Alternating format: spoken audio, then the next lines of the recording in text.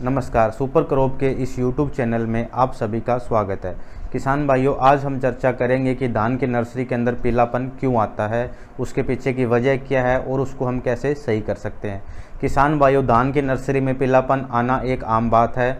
इसके पीछे कई कारण हैं किसान भाइयों। जो सबसे पहला कारण है किसान भाइयों वो है कि जब किसान भाई धान की नर्सरी तैयार करते हैं तो उसमें जो गोबर की खाद प्रयोग करते हैं वो अगर पूरी तरह पकी ना हो, कच्ची हो, तो भी किसान भाइयों जहाँ जो गोबर की खाद अगर ज़्यादा गिरी हो तो उसकी वजह से उस जगह पर पीलापन आपको दिखाई दे सकता है। दूसरी इसके पीछे वजह है किसान भाइयों की अगर आपने धान की नर्सरी लगाते समय अगर यूरिया नहीं डाला है तो भी आपकी धान की नर्सरी में पीलापन आपको दिखाई दे सकता है। तीसरी जो इसके पीछे वजह है किसान भाइयों वो है कि लोहे की कमी। अगर आपकी धान की नर्सरी में लोहे की कमी होगी तो जो ऊपर की पत्तियाँ किसान भाइयों, जो धान के ऊपर से पत्ती है वो पहले पीली होनी शुरू होगी, फिर वो जो पीलापन है किसान भाइयों वो धीरे धीरे नीचे आता जाएगा। उसके बाद में क्या है कि पूरी पत्ती सफ़ेद रंग की हो जाएगी। सफ़ेद से फिर क्या है कि वो भूरे रंग में बदल जाएगी और फिर आपकी जो धान की नर्सरी है वो सूख जाएगी। तो किसान भाइयों, उसके बाद में जो चौथा जो समस्या किसान भाइयों की किन्हीं खेतों में आपको नीमाटोड की भी समस्या दिखाई दे सकती है। जब आप धान की नर्सरी उखाड़ कर देखोगे तो उसकी जड़ों के अंदर आपको गांठें बनी हुई दिखेगी। उस अवस्था में भी धान की जो नर्सरी है किसान भाइयों उसमें पीलापन आपको दिखाई देता है। किसान भाइयों, जो पांचवी जो वजह है किसान भाइयों वो है कि जैसे दिन के समय में अगर आपके धान की जो नर्सरी है उसमें अगर पानी ज़्यादा खड़ा रहता है, पानी गर्म हो जाता है, तो उस वजह से भी आपको कहीं ना कहीं थोड़ा बहुत पीलापन आपको दिखाई दे सकता है। और उसके अलावा किसान भाई जैसे अगर टेम्परेचर ज़्यादा जा रहा है, तेज़ गर्म हवाएं चल रही है, तो उस वजह से भी आपको कहीं कहीं ऊपर से जो आपको थोड़ी थोड़ी पत्तियां हैं वो आपको पीली हुई दिखाई देगी। तो अब बात करते हैं किसान भाइयों कि इसको हम अगर पीलापन दिखाई दे रहा है तो इसको हम सही कैसे करेंगे। अब बात करते हैं किसान भाइयों की जो पीलापन हमारी नर्सरी के अंदर दिख रहा है उसको हम सही कैसे करेंगे। तो सबसे पहले सही करने के लिए आपको क्या करना है कि किसान भाइयों जो आप पानी अपनी धान की नर्सरी में लगा रहे हो उसको आपको शाम के समय में ही देना है। दिन में कभी भी पानी नहीं देना है। और ये भी आपको ध्यान रखना है कि दिन के समय में धान की नर्सरी में पानी ना खड़ा रहे। अगर पानी खड़ा रहेगा, तापमान बहुत ज़्यादा होगा, उस वजह से पानी गर्म हो जाएगा और आपके धान की नर्सरी को नुकसान करेगा। दूसरा किसान भाइयों, अगर लोहे की कमी से आपकी पत्तियां हैं, जो आपने देखा अभी नीमाटोड भी नहीं है, पानी भी मैं सही डाल रहा हूँ, फिर भी पत्तियां पर आपको जो पीलापन दिखाई दे रहा है धान की नर्सरी के अंदर, तो आपको क्या करना है किसान भाइयों, आपको फेरस सल्फेट जो आता है उसकी मात्रा रखनी है किसान भाइयों आधा से लेके 1 kg, आधे से 1 kg फेरस सल्फेट जो आपको मार्केट में मिलता है उसको 100 लीटर पानी में मिलाकर प्रति एकड़ के हिसाब से छिड़काव करना है किसान भाइयों। क्या करना है किसान भाइयों कि आपको जो फेरस सल्फेट है 0.5% लेना है, यानी आधे से 1 kg फेरस सल्फेट आपको 100 लीटर पानी में मिलाकर उसका छिड़काव करना है। जिस वजह से जो आपको डेफिशिएंसी दिख रही है, जिस वजह से आपकी पत्तियां धान की जो पीलापन आ रहा है वो सही हो जाएगा।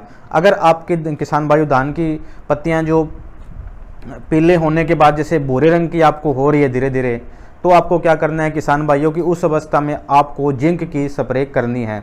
जिंक के अंदर क्या डालना है कि किसान भाइयों आपको मार्केट में 2 तरह की जिंक मिलती है। पहली है किसान भाइयों 21% जिंक और दूसरी है किसान भाइयों 33% जिंक।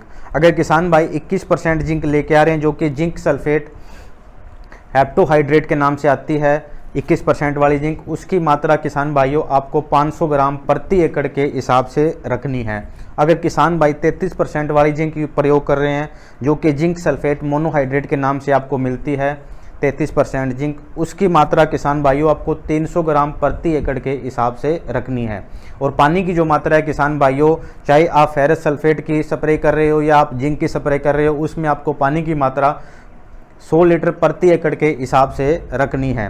किसान भाई इस डोज को अपने जितने भी एरिया में लगाया है उस एरिया के हिसाब से बदल कर स्प्रे करें।